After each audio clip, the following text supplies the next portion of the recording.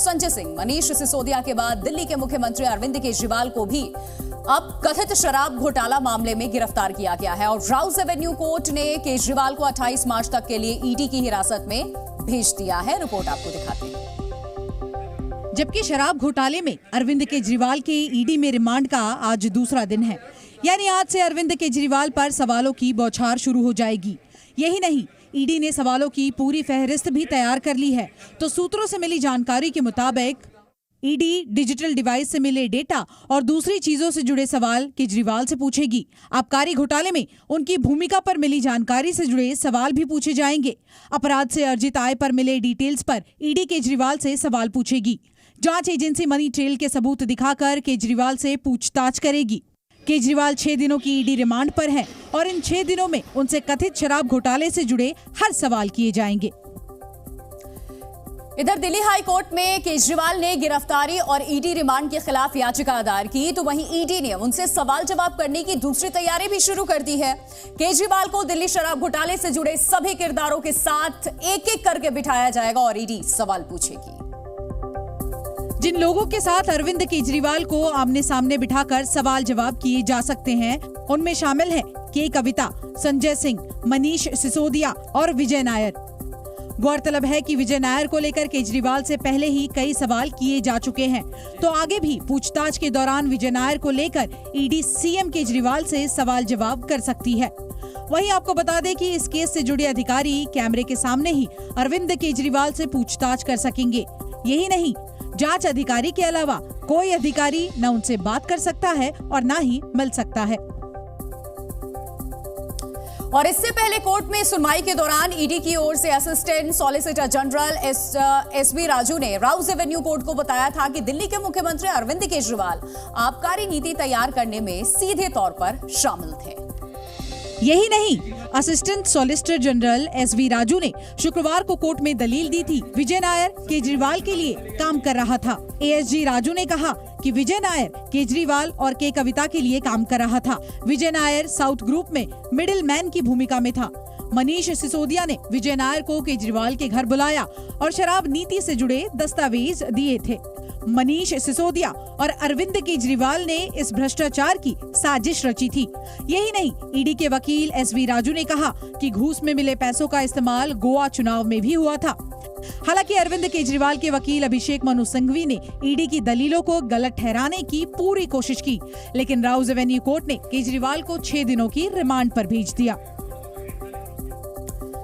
तो दिल्ली के मुख्यमंत्री अरविंद केजरीवाल ईडी की कस्टडी में हैं। ईडी उनसे कथित शराब घोटाले पर सवाल जवाब कर रही है, लेकिन आम आदमी पार्टी के समर्थकों के मन में भी कई सवाल हैं, जिनमें सबसे अहम सवाल ये है कि हिरासत में केजरीवाल कैसे है। मीडिया रिपोर्ट्स के मुताबिक परिवर्तन निदेशालय के हेडक्वार्टर के जिस कमरे में अरविंद केजरीवाल को रखा गया है, उसमें एसी लगा हुआ है। हालांकि अरविंद केजरीवाल को एसी वाले कमरे में तो रखा गया, लेकिन उस कमरे में बेड नहीं है, जिसकी वजह से उन्हें जमीन पर सोना पड़ा। उन्हें सोने के लिए गद्दा और कंबल दिया गया है। स्वास्थ्य कारणों की वजह से कोर्ट ने उन्हें मेडिकेटेड फूड प्रोवाइड कराने या फिर घर का खाना खाने की इजाजत भी दी है, लिहाजा उन्होंने घर का ही खाना चुना है। केजरीवाल शुक्रवार की ही तरह शनिवार की रात भी ठीक से सो नहीं पाए और सुबह जल्दी उठ गए। वहीं शनिवार की सुबह सीएम अरविंद केजरीवाल की हेल्थ चेकअप के लिए मेडिकल टीम भी पहुंची।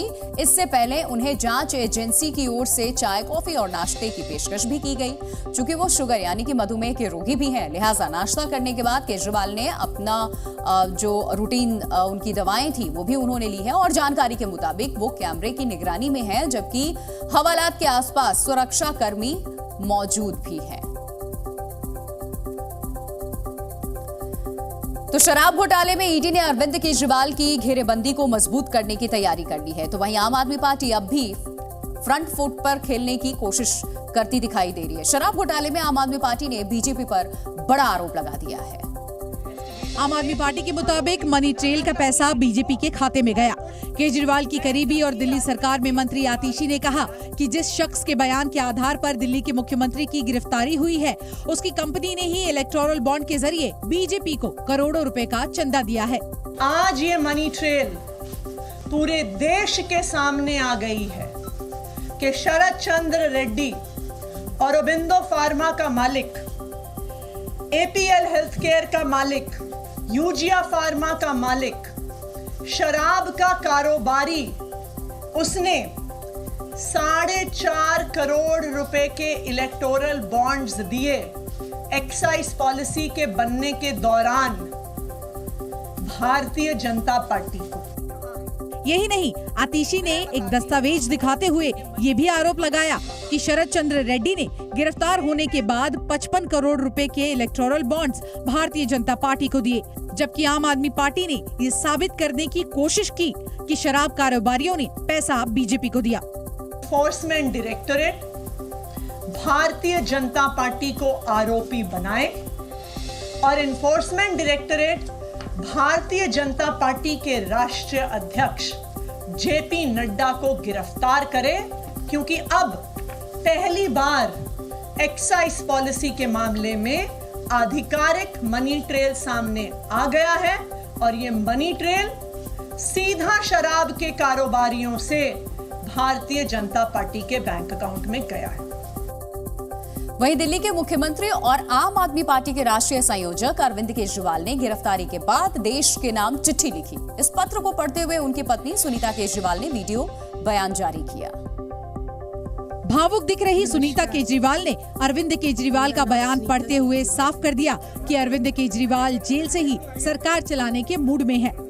मैं अंदर रहूं या बाहर, हर पल देश की सेवा करता रहूंगा। मेरी जिंदगी का एक एक पल देश के लिए समर्पित है। मेरे शरीर का एक एक कतरा देश के लिए है। इस पृथ्वी पर मेरा जीवन ही संघर्ष के लिए हुआ है। आज तक बहुत संघर्ष किए, आगे भी मेरी जिंदगी में बड़े बड़े संघर्ष लिखे हैं। इसीलिए ये गिरफ्तारी मुझे अचंभित नहीं करती। यही नहीं, सुनीता केजरीवाल ने अपने पति का संदेश पढ़ते हुए कार्यकर्ताओं से अपील किया कि वो बीजेपी वालों से नफरत ना करे, क्योंकि वो भी अपने भाई बहन हैं। आपका भाई, आपका बेटा लोहे का बना है, बहुत मजबूत है। बस एक विनती है, एक बार मंदिर जरूर जाना और भगवान से मेरे लिए आशीर्वाद मांगना। करोड़ों लोगों की दुआएं मेरे साथ है, यही मेरी ताकत है। आम आदमी पार्टी के सभी कार्यकर्ताओं से भी मेरी अपील है कि मेरे अंदर जाने से समाज सेवा और लोक सेवा का काम रुकना नहीं चाहिए। और हाँ, इस वजह से बीजेपी वालों से भी नफरत नहीं करनी। वे सब हमारे भाई बहन हैं। इधर अरविंद केजरीवाल के ईडी की हिरासत में जाते ही बीजेपी ने हल्ला बोल दिया। बीजेपी ने दिल्ली के मुख्यमंत्री पर करोड़ों रुपए का भ्रष्टाचार करने और उस पर सीनाजोरी करने का आरोप लगाया। बीजेपी प्रवक्ता संबित पात्रा ने आम आदमी पार्टी और इंडिया गठबंधन को आड़े हाथों लेते हुए कहा कि भ्रष्टाचार करने वाले अगर सुरक्षा की मांग करेंगे तो ये नहीं होने वाला। आप भ्रष्टाचार करेंगे और आप कहेंगे भ्रष्टाचार से हमें सुरक्षा मिलनी चाहिए, एजेंसीज हमारी जांच नहीं करनी चाहिए, क्योंकि हम एक पॉलिटिकल पार्टी है और हम चुनाव में जा रहे हैं, तो यह कानून से परे की बात है। वहीं दिल्ली से लोकसभा सांसद और दिल्ली बीजेपी के पूर्व अध्यक्ष मनोज तिवारी ने कहा कि केजरीवाल ने जो बोया वही काट रहे हैं और दिल्ली की जनता की उनके साथ कोई सहानुभूति नहीं है। अरविंद केजरीवाल को उनके कर्मों की सजा मिली है और अगर सही मायनों में देखें तो अरविंद केजरीवाल को दिल्ली के जनता की हाय लगी है। यही नहीं, मनोज तिवारी ने आम आदमी पार्टी पर तंज कसा और उन्होंने अरविंद केजरीवाल को बैड आइडिया बताया। कोई कह रहा था कि अरविंद केजरीवाल जी एक आइडिया है। हमने कहा आइडिया हो सकते हैं लेकिन बैड आइडिया है। अरविंद केजरीवाल एक बैड आइडिया है, अगर वो विचार है तो कुविचार है। अरविंद केजरीवाल की गिरफ्तारी से भड़की आतिशी पुलिस वालों से भिड़ गईं। धरना प्रदर्शन का ऐलान करने के बाद पुलिस ने जब मंत्री आतिशी की गाड़ी रोक करके उनसे सिर्फ इतना पूछा कि वो कहां जा रही हैं, तो वो नाराज हो गईं। जिसके बाद भारी हंगामा हो गया। पुलिस द्वारा रोके जाने से नाराज आतिशी अपनी कार से बाहर निकल आई और फिर उनकी पुलिस के साथ तीखी बहस होने लगी। देखते ही देखते बहस इतनी ज्यादा होने लगी कि कार में सवार मंत्री सौरभ भारद्वाज और आम आदमी पार्टी के कई नेता भी कार से बाहर निकल आए और सड़क पर ही लेट गए। आइए बैठिए, चलिए अब आइए हमारी गाड़ी में, आइए बैठिए। इस दौरान आम आदमी पार्टी का एक नेता तो इतना ज्यादा भड़क गया कि वो तानाशाही का आरोप लगाकर गोली मारने की गुहार लगाने लगा। अरे गोली मारो ना, गोली मारो, गोली मारो। आतिशी ये आरोप लगाते दिखी कि उन्हें घर तक जाने नहीं दिया जा रहा और वो इतने गुस्से में आ गईं कि उन्होंने पानी की बोतल तक गुस्से में आकर जमीन पर पटक दी।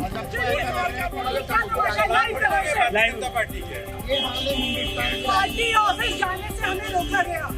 पार्टी ऑफिस से निकलकर सौरभ भारद्वाज जी, दुर्गेश पाठक, आदिल अहमद खान और मैं मेरे घर जा रहे थे। प्रगति मैदान पे AB 17 पे मेरा घर है। हम यहाँ पे 12 खम्बा रोड के फ्लाईओवर से नीचे उतरे और इन पुलिस वालों ने मेरा चेहरा देख के गाड़ी रोकी। अब ये कह रहे हैं हमें अपने घर भी नहीं जाने देंगे। ये क्या तानाशाही चल रही है? आतिशी ने आरोप लगाया कि पुलिस वाले ना तो उन्हें पार्टी दफ्तर जाने दे रहे हैं और ना ही घर जाने दे रहे हैं। तो आम आदमी पार्टी का आरोप है कि अरविंद केजरीवाल की गिरफ्तारी के बाद आपके पार्टी दफ्तर को सील कर दिया गया। इसीलिए जब पुलिस ने आतिशी की कार को रोका तो वो भी पुलिस अधिकारियों से यही सवाल पूछते दिखी। और आतिशी बार बार ये पूछती रही कि उन्हें क्यों रोका जा रहा है, जबकि उनकी कार रोकने वाले पुलिस अधिकारी भी उनसे यही सवाल पूछते दिखे कि वो कहाँ जा रही हैं।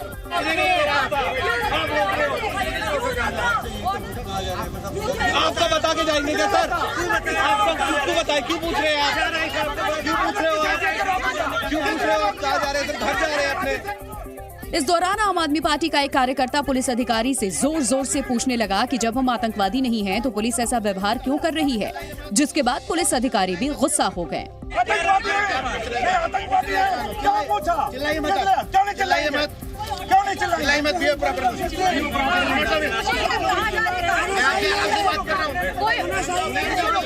किसी को रोक ले कैसे? आपने कॉल दी हुई है प्रदर्शन की, दिल्ली में 144 धारा लगी हुई है। शहीदी पार्क है, शहीदी पार्क है। इतना ही पूछा आपको। कि आप पूरे अपोजिशन को एक साथ गोली मार दो खड़ा करके ना, काम खत्म होगा। वही चाह रहे हो आप लोग सर, हर चौराहे पर रोक रहे हो। काफी देर तक ये हंगामा चलता रहा और फिर आतिशी वहां से कार्यकर्ताओं के साथ निकल गई। इस वीडियो को आम आदमी पार्टी के एक नेता ने सोशल मीडिया पर शेयर किया है और आरोप लगाया है कि पुलिस उन्हें घर तक नहीं जाने दे रही थी।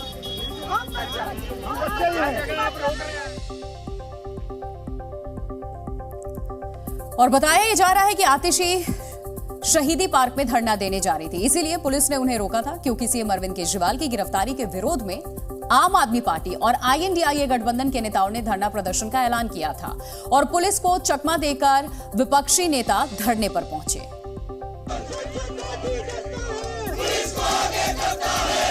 चूंकि 23 मार्च को महान क्रांतिकारी भगत सिंह, राजगुरु और सुखदेव को फांसी हुई थी और हर साल 23 मार्च को शहादत दिवस मनाया जाता है, इसलिए आम आदमी पार्टी ने प्रदर्शन के लिए शहीदी पार्क को चुना और भगत सिंह, सुखदेव और राजगुरु की मूर्ति को नमन करने के बाद बीजेपी के खिलाफ मोर्चा खोल दिया।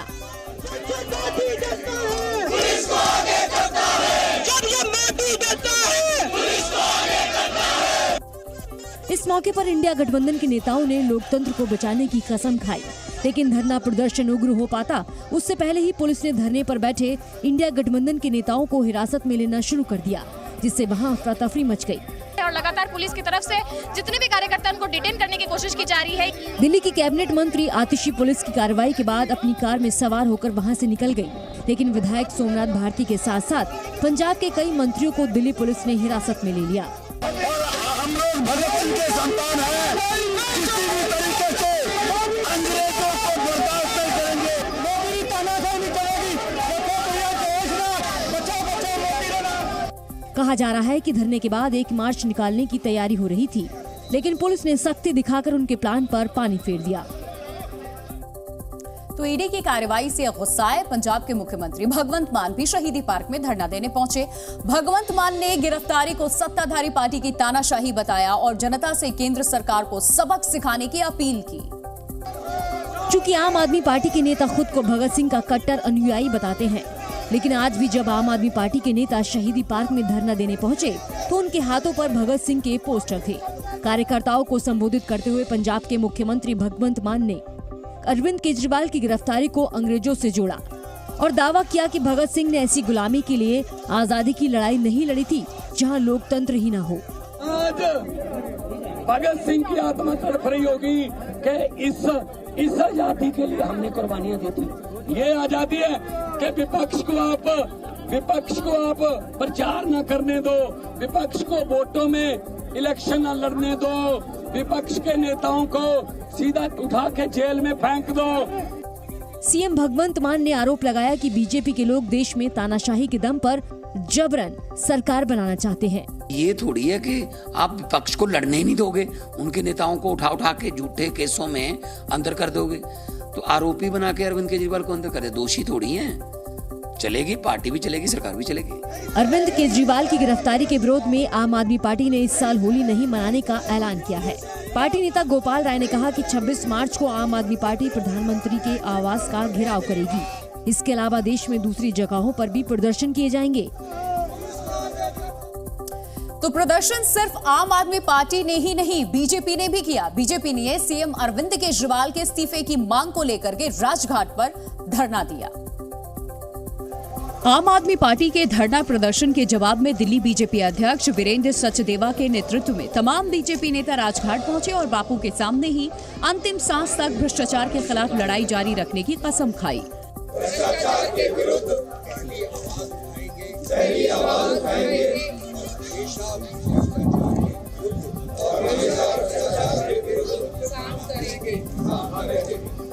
बीजेपी नेताओं ने बापू की समाधि की परिक्रमा भी की और दावा किया कि हम दिल्ली को भ्रष्टाचार मुक्त करके रहेंगे। भ्रष्टाचार के विरुद्ध एक लड़ाई शुरू की है। उस लड़ाई का ही परिणाम है कि आज अरविंद केजरीवाल ईडी की कस्टडी में है और लगातार हमारा ये मानना है कि दिल्ली में भ्रष्टाचार मुक्त शासन हो, इसके लिए भारतीय जनता पार्टी के कार्यकर्ता अपना संघर्ष जारी चलते। इस मौके पर बीजेपी नेताओं ने महात्मा गांधी के प्रिय भजन भी गाए।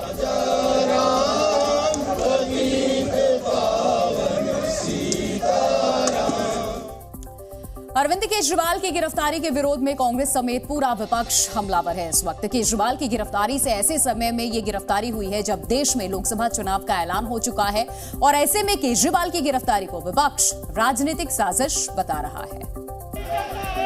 क्योंकि अरविंद केजरीवाल की गिरफ्तारी सिर्फ आम आदमी पार्टी के लिए ही नहीं बल्कि इंडिया गठबंधन के लिए भी किसी बड़े झटके से कम नहीं है। अरविंद केजरीवाल मतदाताओं को लुभाने और उन्हें अपनी तरफ मोड़ने में माहिर खिलाड़ी माने जाते हैं। कांग्रेस और इंडिया गठबंधन को पूरा भरोसा था कि अरविंद केजरीवाल उनके साथ मिलकर दिल्ली में मोदी लहर को रोक देंगे और दिल्ली की सभी 7 लोकसभा सीटों पर इंडिया गठबंधन का कब्जा होगा। लेकिन शराब घोटाले मामले में हुई अरविंद केजरीवाल की गिरफ्तारी से विपक्ष की उम्मीदों को बड़ा झटका लगा। मैं इस विचारधारा का हूं, कोई अगर संवैधानिक पद पर बैठा हो तो जब तक चार्जशीट फाइल न हो जाए, यानी इन्वेस्टिगेशन में संतोषजनक निर्णय न हो जाए कि हाँ अपराध बनता है और उसको जुडिशियल सैंक्शन भी मिल जाएगी, क्योंकि अगर चार्जशीट सबमिट होगी और स्वीकार होती है तभी गिरफ्तारी करना चाहिए, वरना ये तो एक मजाक हो जाएगा कि जो प्रधानमंत्री या जो सत्तारूढ़ दल केंद्र का चाहेगा किसी मुख्यमंत्री को गिरफ्तार कर लेगा। चुनाव से ठीक पहले हुई अरविंद केजरीवाल की गिरफ्तारी से इंडिया गठबंधन का चुनावी कैंपेन प्रभावित हुआ तो इंडिया गठबंधन के नेता बीजेपी के खिलाफ लामबंद हो गए और ईडी की इस कार्रवाई को मोदी सरकार के डर से जोड़ा। ये डर है कि केजरीवाल जी अगर हमारे साथ रहेंगे तो 2000 का चुनाव जो है वो दिनों दिन बहुत कठिन होता जा रहा है बीजेपी के लिए। तो उनको और उनके सभी साथियों को, हेमंत सोरेन जी को और भी नेताओं को इस प्रकार से उनका जो कार्यक्रम चल रहा है तकलीफ देने का, वो चलता रहेगा। विपक्षी दलों के नेताओं ने दावा किया कि जैसे चीन और रूस में चुनाव जीतने के लिए सत्ताधारी पार्टियां विपक्ष को दबा देती है, वैसा ही पैटर्न अब भारत में भी चल रहा है। मुख्यमंत्री अरविंद केजरीवाल की गिरफ्तारी पर दिल्ली के लोगों की मिलीजुली प्रतिक्रिया सामने आई। कुछ लोगों ने ईडी की कार्रवाई को सही ठहराया तो कई लोगों ने केजरीवाल की गिरफ्तारी को चुनाव से प्रेरित बताया। और इस दौरान जब हमने एक महिला से बात की तो उन्होंने केजरीवाल सरकार की जमकर तारीफ की। उर्मिला ने बताया कि सीएम अरविंद केजरीवाल ने महिलाओं के लिए तमाम काम किए हैं और वो जेल में रहेंगे तो जन कल्याणकारी योजनाओं पर असर पड़ेगा। उन्होंने ईडी से सीएम केजरीवाल को जल्द छोड़ने की गुहार लगाई। गलत क्या है क्योंकि हमें लेडीजों को तो बहुत फैसिलिटी दे रखी थी उन्होंने, तो जल्दी से जल्दी बाहर आने चाहिए। इस दौरान जब हमने युवाओं से बातचीत की तो उनका क्या रिएक्शन रहा, ये भी आपको सुनाते हैं। मैं ये बोलना चाहूंगी कि जनता के लिए तो बिल्कुल बेकार किया उन्होंने सब कुछ, मतलब जनता का पैसा उन्होंने बेकार किया है। लोगों का साफ तौर पर कहना है कि सही जांच होनी चाहिए और दोषी को सजा मिले, जबकि निर्दोष को सजा नहीं मिलनी चाहिए। तो अरविंद केजरीवाल की गिरफ्तारी के बाद सबसे बड़ा सवाल यह है कि अब दिल्ली में सरकार कौन चलाएगा। क्या जेल में रहते अरविंद केजरीवाल अब भी मुख्यमंत्री बने रह सकते हैं? कानून के जानकारों के मुताबिक अगर बात करें तो देश में ऐसा कोई कानून नहीं है जो किसी मुख्यमंत्री को जेल से सरकार चलाने से रोक सकता हो। दोषी ठहराए जाने तक केजरीवाल दिल्ली के सीएम पद से इस्तीफा देने के लिए बाध्य नहीं है। कानून के मुताबिक दोषी साबित होने से पहले कोई भी नेता जेल में रहते हुए मुख्यमंत्री, मंत्री, सांसद और विधायक बने रह सकता है। लेकिन जेल से सरकार चलाना आसान काम नहीं, कई व्यवहारिक समस्याएं आएंगी इसमें। अरविंद केजरीवाल जेल से सरकार चलाएंगे तो उन्हें जेल में ही कैबिनेट की बैठक करनी होगी, फाइलें साइन करनी होंगी, अधिकारियों को ऑर्डर पास करने होंगे, रोजाना शासन प्रशासन के दर्जनों लोगों से मिलना होगा। जेल नियम के मुताबिक हर एक काम के लिए केजरीवाल को हर बार अदालत से इजाजत लेनी होगी। एक दिन में उन्हें अदालत से दर्जनों परमिशन लेनी होंगी, जो कि असंभव दिखता है। अगर केजरीवाल को तिहाड़ जेल में रखते हैं तो वहां से सरकार चलाना मुश्किल है, लेकिन किसी इमारत को स्पेशल जेल घोषित किया जाता है तो सरकार चलाना मुमकिन हो सकता है। फिर जेल अधिनियम यह कहता है कि किसी भी इमारत को स्पेशल जेल बनाया जा सकता है, यानी घर को भी जेल घोषित किया जा सकता है, लेकिन किसी इमारत या भवन को जेल घोषित करने की शक्ति एडमिनिस्ट्रेटर यानी कि एलजी के पास होती है। घर को जेल घोषित करने की स्थिति में बिना किसी अड़चन के केजरीवाल सरकार चला सकते हैं। लोकसभा चुनाव से पहले गुजरात में बीजेपी को आज लगातार 2 बड़े झटके लगे हैं। लोकसभा चुनाव से ठीक पहले गुजरात में बीजेपी के 2 नेताओं ने चुनाव लड़ने से इनकार कर दिया है। वडोदरा सांसद रंजनबेन भट्ट ने लोकसभा चुनाव लड़ने से मना कर दिया है। वहीं साबरकांठा से बीजेपी के उम्मीदवार भीखाजी दुधाजी ठाकरे ने भी निजी कारणों से चुनाव लड़ने से इनकार कर दिया है। लोकसभा चुनाव की पूर्व अध्यक्ष और वरिष्ठ कांग्रेस नेता मीरा कुमार ने आगामी लोकसभा चुनाव लड़ने से इनकार कर दिया है। उन्होंने सोशल मीडिया प्लेटफॉर्म एक्स पर लिखा है कि वो 2024 का लोकसभा चुनाव नहीं लड़ेंगी। बिहार में INDIA गठबंधन पर फिर सवाल खड़े हो गए हैं। सीट शेयरिंग के बिना गठबंधन में शामिल आरजेडी और लेफ्ट ने अपने उम्मीदवारों का ऐलान कर दिया, जिससे कांग्रेस में अब हड़कंप मच गया है। क्योंकि सीट शेयरिंग से पहले ही आरजेडी ने 13 लोकसभा सीटों पर अपने उम्मीदवारों का ऐलान कर दिया। पार्टी की ओर से जिन लोकसभा सीटों पर उम्मीदवारों का ऐलान किया गया, उनमें पाटलिपुत्र लोकसभा सीट से मीसा भारती, सारण से रोहिणी आचार्य, औरंगाबाद से अभय कुशवाहा, नवादा से श्रवण कुशवाहा, गया सीट से कुमार सर्वजीत, जमुई से अर्चना रविदास, बांका सीट से जयप्रकाश यादव, उजियारपुर से आलोक मेहता, बक्सर से सुधाकर सिंह, जहानाबाद सीट से सुरेंद्र यादव, मुंगेर से अनीता महतो, मधुबनी से अशरफ अली फातमी और वैशाली लोकसभा सीट से रामा सिंह का नाम शामिल है। इसके अलावा CPI-ML ने 3, जबकि CPI और CPM ने 1-1 लोकसभा सीटों पर प्रत्याशियों के नाम का ऐलान किया है। अब सवाल ये उठने लगा है कि बिहार में कांग्रेस का क्या होगा, क्योंकि जिन सीटों पर इन दलों ने अपने उम्मीदवार उतारे हैं, उनमें से कुछ सीटों पर कांग्रेस अपना दावा करती आ रही है। तो वहीं बिहार में लोकसभा चुनाव के लिए सीट बंटवारे पर INDIA गठबंधन में खटपट की खबरों के बीच में आरजेडी कांग्रेस को 6 सीट देने को तैयार है। खबर है कि इसका ऐलान जल्द ही किया जा सकता है। और सूत्रों के मुताबिक जो 6 लोकसभा सीटें कांग्रेस को देने की बात कही जा रही है, उनमें पूर्णिया, मुजफ्फरपुर, किशनगंज, सासाराम, पटना साहिब और मोतिहारी लोकसभा सीटें शामिल हैं। जानकारी के मुताबिक इससे पहले कांग्रेस बिहार में 10 लोकसभा सीटों पर दावा करती रही है, लेकिन अब खबर है कि लालू यादव की पार्टी करीब 30 लोकसभा सीटों पर चुनाव लड़ेगी और आरजेडी ने 13 लोकसभा सीटों पर अपने उम्मीदवारों का ऐलान भी कर दिया है, जिनमें लालू यादव की 2 बेटियों के नाम भी शामिल हैं। तो वहीं सूत्रों के हवाले से खबर है कि आरजेडी कांग्रेस को 6 सीट देने के लिए तैयार है और इसका औपचारिक ऐलान जल्द ही हो सकता है। और बिहार के उप मुख्यमंत्री सम्राट चौधरी ने पत्रकारों से बातचीत के दौरान लालू यादव को लेकर के एक ऐसा बयान दिया जिस पर विवाद खड़ा हो गया। आरजेडी ने सम्राट चौधरी पर पलटवार करते हुए उनकी सोच पर ही सवाल खड़े कर दिए हैं। और ये सारा विवाद सम्राट चौधरी के उस बयान पर शुरू हुआ जो उन्होंने लालू यादव और उनकी बेटी को लेकर दिया था। लालू यादव को टिकट बेचने में माहिर खिलाड़ी बताते हुए सम्राट चौधरी ने कहा कि उन्होंने अपनी बेटी तक को नहीं छोड़ा। लालू जी तो अब अपनी बेटी तक को नहीं छोड़े, पहले किडनी लिए तब टिकट दिया, यही है लालू यादव जी का परिचय। आरजेडी ने सम्राट चौधरी की भाषा पर कड़ी आपत्ति जताई और कहा कि इसका जवाब चुनाव में जनता देगी। आपने अपने बारे में पूरी दुनिया को बता दिया कि आपकी सोच, आपकी समझ में कितना ओछापन, कितना घटियापन है। आरजेडी प्रमुख लालू प्रसाद यादव ने रोहिणी आचार्य को सारण लोकसभा सीट से उम्मीदवार बनाया है और इसी को लेकर सम्राट चौधरी ने तंज कसा, जिस पर अब विवाद खड़ा हो गया है। और हिमाचल प्रदेश में कांग्रेस को बड़ा झटका लगा है। राज्यसभा चुनाव में क्रॉस वोटिंग की वजह से अयोग्य ठहराए गए कांग्रेस के 6 पूर्व विधायकों ने बीजेपी का दामन थाम लिया और इनके साथ ही 3 निर्दलीय विधायक भी बीजेपी में शामिल हो गए। दिल्ली में एक कार्यक्रम के दौरान केंद्रीय मंत्री अनुराग ठाकुर और पूर्व मुख्यमंत्री जयराम ठाकुर की मौजूदगी में इन नेताओं को पार्टी की सदस्यता दिलाई गई।